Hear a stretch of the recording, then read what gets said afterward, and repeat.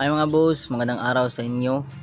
Ngayong araw na ito ay magre-refresh sana tayo ng naka 53 pero nag-decide si bossing na mag 56 na lang.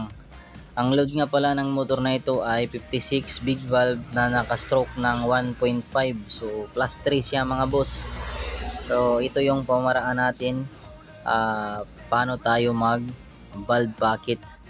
So, pwede nyong gayahin mga boss, yung holder ko, simple lang.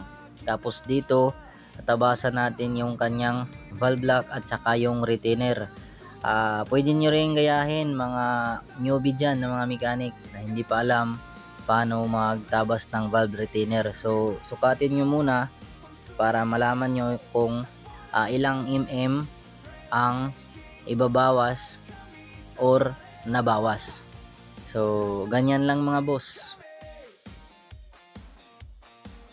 From 7.5, ginawa ko siyang 6.0 na lang. So, ayan o. Mataas kasi ang cam lift ng cam na ito, nasa 6.5 ata.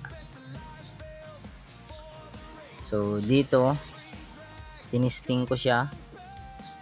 Tiningnan ko naman dito yung kanyang overlap kung okay ba yung clearance ng intake at saka exhaust na barbula. So ayan, malayo lang naman, okay yan. So safe na safe yan sa mga RPM na matataas. At dito mga boss, chinsuil natin kasi yung langis niya is may halong tubig na. Matagal kasi natingga.